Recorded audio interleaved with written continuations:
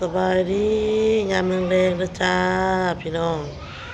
บาเต้กำลังจากไปกินข้าวเปียกข้าวโอ๊ตแล้วก็ไปกวนมันซอยยังบ่ทันได้มาเด้อพี่น้องเด้อค่ำแน่พี่น้องมื้ออื่นตอนเช้าพี่น้องการพากันได้เดินทางเด้อพี่น้องเด้อเดินทางปลาลูกปลาเต่าจังได๋พี่น้องฮอดมื้อสิเดินทางมันเป็นจังไดมันเป็นค่อยๆว่ะพี่น้องค่อยน้ำลูกพี่น้องคิดฮอดลูกพี่น้อง บ่เต้กะอ้นได้ถามเพิ่นแล้วพี่น้องบ่เต้น้องเนาะจะมีความรู้สึกแนวใดเมียสิไปเฮ็ดงานปะเนาะเราก็ว่าเรามีความรู้สึกว่า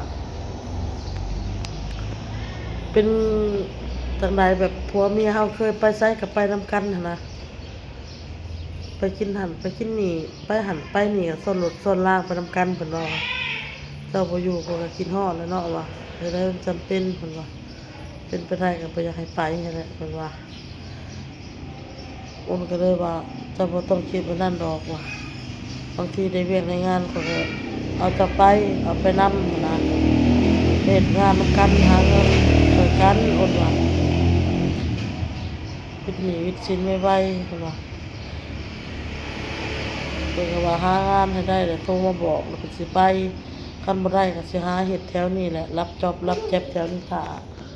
เอ้ยพี่น้องโต๊ยแม่สิไปปะนั่นไรน่ะแม่สิไปปะมันนั่นไรโตซาปิดโตซาปิดโตซาปิดอ้าวฮ้อนอ้าวพี่น้องเอ้ยฮ้อนอ้าวขนาดเลยจักฮ้อนอ้าวพี่จังพี่น้องฮ้อนอะไรอะหรอโพดอะไรได้นี่นะ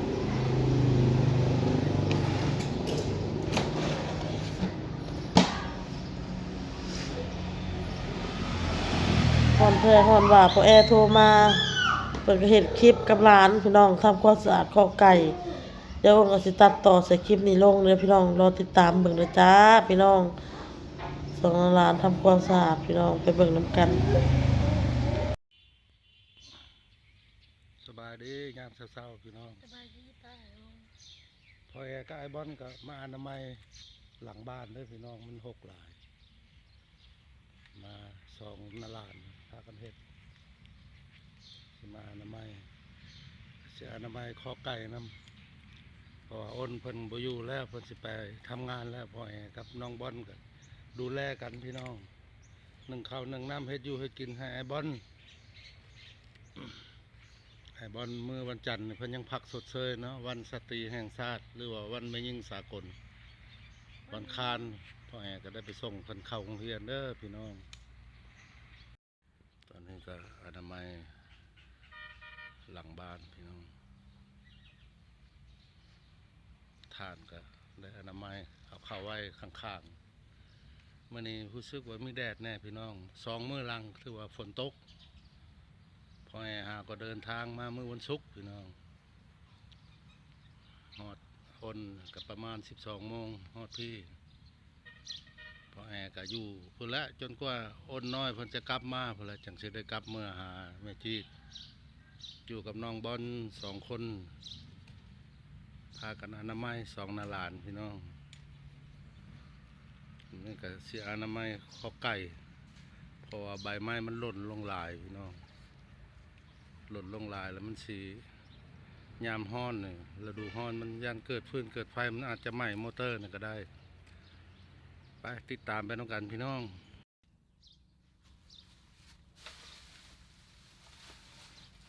มาเห็ดกับน้องบอลพี่น้องนี่จะใบไม้มันหล่นลงมานี่บอกว่าใบไม้หล่นลงมาหลายไม่เลยก็เลยจะย่านเกิดไฟยามมันไหม้มอเตอร์นี่เนาะ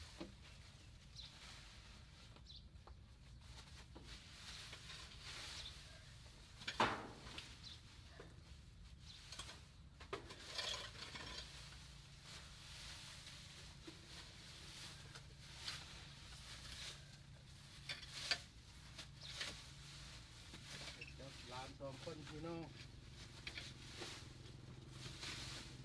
จริงเขามาไหมเนี่ยเลยพ่อแอ ได้จูดเด้อพี่น้องเพราะว่าสิเอาไปใส่เงากอไผ่พอเวลาฝนตกมันสุ่มอาจจะ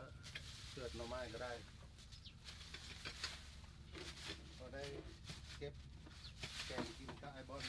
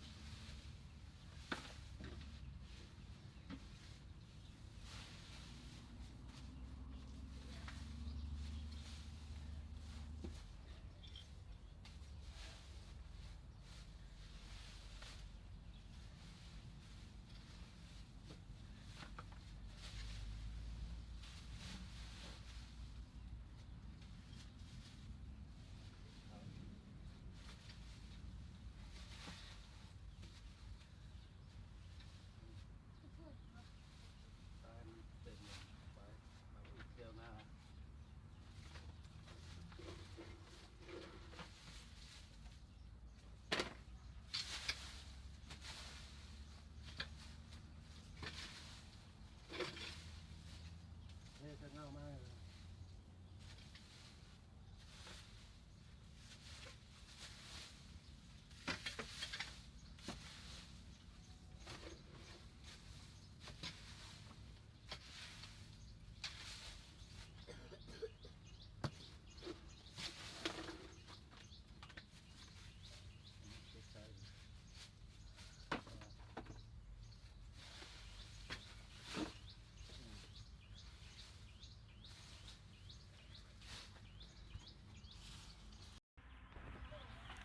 ภายหลังอนามัยออกมาก็ เอามาใส่เงาไผ่นะพี่น้องเงาไผ่ก็ให้มันสุ่มเวลาเรารดน้ำเหรอเจ้านั้นมันก็เกิดเป็นหน่อไม้ มันไม่ไหม้มันบ่เกิด ให้มันมีความสุ่มซื่น มันมีผลไทยผลไทยนี่เด็กเนาะ ค่อยเฮ็ดไปเมื่อละเล็กละน้อยพี่น้องยังทั้งหน้าบ้านข้างบ้านก็ยังหกอยู่ ข้างน้ำ พุ่นแล้วเฮ็ดไปเมื่อละเล็กละน้อย ข้างน้ำ ค่อยเฮ็ดทีละน้อยเจ้าน้อยมื้ออื่นแล้วคนเอาถ่านตัวนั้นมาข้างๆครับอนามัยตอนแรก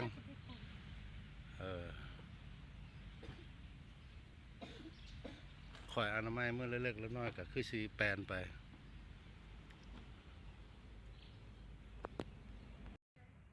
บ่เมื่อยปานใดไอ้บอลก็สิเฮ็ดไปซ้ำนี้ก่อนเพราะว่าพ่อแอก็เฮ็ดแต่เช้านึ่งข้าวแล้วอนามัยทานแล้วก็จูด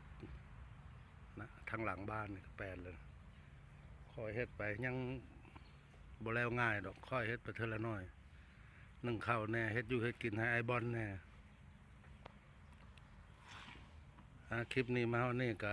ลาพี่ลาน้องไปก่อนพี่น้องสบายดีบ๊ายบาย